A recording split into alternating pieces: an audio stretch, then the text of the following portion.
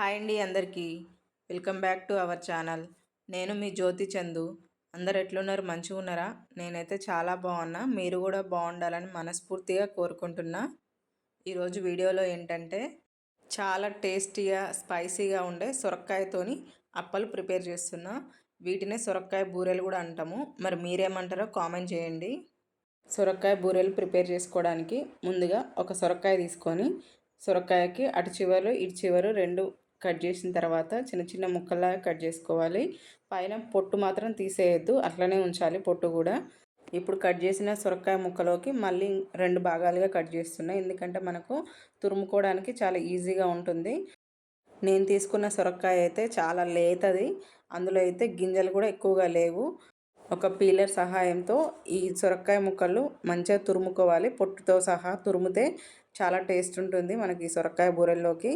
ముదిరిన సొరకాయ తీసుకున్నారనుకోండి, అందులో కొంచెం గింజలు గట్టిగా ఉంటాయి కదా, సో ఆ గింజలు అయితే తీసేసుకొని ఓన్లీ ఆ గుజ్జు వరకు యూజ్ చేసుకోవచ్చు. చూడండి, నేను పెద్ద సొరకాయ తీసుకున్నా కాబట్టి నాకైతే ఆ ప్లేట్ నిండా సొరకాయ తురుము వచ్చింది.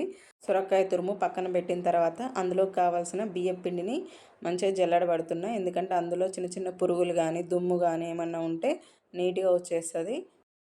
నేనైతే ఒక చిన్న బేసన్ లాంటిది ఉంటుంది కదా, దాని నిండా బియ్యం పిండి జల్లెడబట్టి ఉంచిన. ఎందుకంటే ఈ సొరకాయ బూరెల్లోకి మనం తీసుకున్న సొరకాయని బట్టి మనకి ఈ బియ్యం పిండి సరిపోతుంది. మనం తీసుకున్న సొరకాయ కొంచెం లేతగా ఉంటే పిండి కొంచెం ఎక్కువగా పడుతుంది, అదే కొంచెం ముదిరిపోయినలాగా ఉంటే కొంచెం తక్కువగా పడుతుంది. తర్వాత కొన్ని పచ్చిమిర్చి తీసుకొని వాటికైతే నీట్గా తొడిమెలు తీసేసి కడిగిన తర్వాత ఒక మిక్సీ జార్లో వేసుకొని మిక్సీ పట్టుకోవాలి, మెత్తటి పేస్ట్ లాగా. మనకు పచ్చిమిర్చి అవసరం లేదు అనుకుంటే కొంచెం ఎండుకారం కూడా వేసుకోవచ్చు. కాకపోతే ఇందులోకైతే పచ్చిమిర్చినే టేస్ట్ చాలా బాగుంటుంది. మనం తినే కారాన్ని బట్టి పచ్చిమిర్చి కూడా ఎన్ని వేసుకోవాలో అన్ని వేసుకోవచ్చు. పచ్చిమిర్చి మొత్తం మిక్సీ జార్లో వేసుకొని సాల్ట్ కూడా వేసుకొని మెత్తటి పేస్ట్ లాగా మిక్సీ పట్టుకోవాలి. చూడండి, ఈ విధంగా మిక్సీ పట్టుకుంటే సరిపోతుంది. ఇప్పుడు ఈ పచ్చిమిర్చి పేస్ట్ని కూడా పక్కన పెట్టేసుకోవాలి.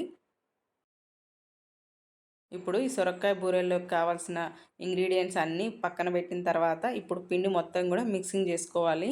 సో దానికోసం అయితే ఒక పెద్ద బేసన్ లాంటిది తీసుకొని మనం తురుము పెట్టుకున్న ఇప్పుడు సొరకాయ తురుము ఉంది కదా, ఈ తురుము మొత్తం కూడా అందులో వేసుకొని ఇప్పుడు ఈ సొరకాయ తురుములోకి ఒక టేబుల్ స్పూన్ జీలకర్ర, ఒక టేబుల్ స్పూన్ వాము, అదేవిధంగా ఒక టేబుల్ స్పూన్ అల్లం వెల్లుల్లి పేస్ట్ వేసుకోవాలి. తర్వాత కొంచెం కరివేపాకు కూడా వేసుకోవాలి. కరివేపాకు నేను అప్పుడే కడిగిన, అందుకని నా చేతులకు మొత్తం అతుకుతుంది, తొందరగా అందులో పడట్లేదు. తర్వాత ఒక టీ స్పూన్ పసుపు కూడా వేసుకోవాలి. పసుపు కూడా వేసుకున్న తర్వాత పచ్చిమిర్చి పేస్ట్ ఉంది కదా, అది కూడా మొత్తం అందులో వేసుకోవాలి. ఈ సొరకాయ బూరెల్లోకి కారం ఎక్కువగా తినలేము అనుకునే వాళ్ళైతే కొంచెం కారం కూడా తగ్గించుకొని వేసుకోవచ్చు పచ్చిమిర్చిది. ఇవన్నీ కూడా మొత్తం కలిసే విధంగా కలిపిన తర్వాత ఇప్పుడు మనం జల్లించి పక్కన పెట్టిన బియ్యం పిండి ఉంది కదా, ఇది కొంచెం కొంచెం అందులో పోసుకుంటూ పిండి మొత్తం కూడా కలుపుకోవాలి. మనకు పిండి కన్సిస్టెన్సీ మరీ గట్టిగా కాకుండా మరీ లూజ్గా కాకుండా మనం చెక్ చేసుకుంటూ బియ్యం పిండి సొరకాయ తురుములో కలుపుకోవాలి.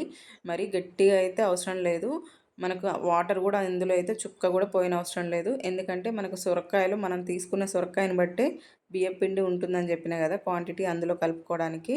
మనం తీసుకునే సొరకాయలు లేతదైతే పిండి కొంచెం ఎక్కువగా పడుతుంది, ఎందుకంటే సొరకాయలు అయితే వాటర్ కంటెంట్ ఎక్కువగా ఉంటుంది కాబట్టి మనకు చుక్క కూడా వాటర్ పోయిన అవసరం లేదు. కాకపోతే పిండి ఏమైనా గట్టిగా అనిపిస్తే అప్పుడు కొంచెం వాటర్ కలుపుకోవచ్చు.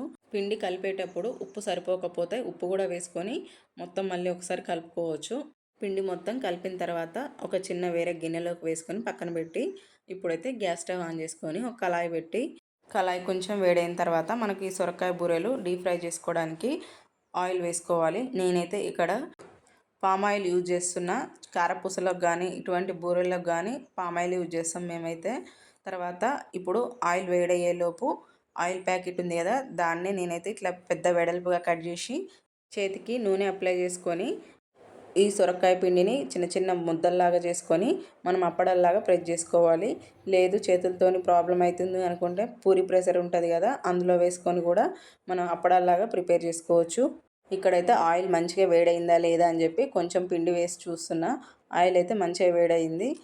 ఇప్పుడు మనం ప్రిపేర్ చేసి పెట్టుకున్న ఈ బూరెలు ఉన్నాయి కదా, అవి ఆయిల్‌లో ఒక్కొక్కటి వేసుకుంటూ మనకి ఏ కలర్ కావాలంటే ఆ కలర్‌లో ఉంచుకోవచ్చు.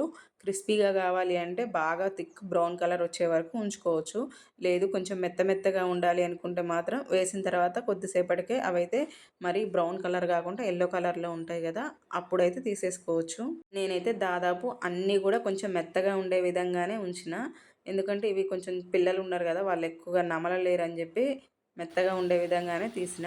మనకు బాగా కరకరలాడే విధంగా కావాలి అనుకుంటే మాత్రం కలర్ బాగా చేంజ్ అయ్యే విధంగానే ఆయిల్‌లో ఉంచండి.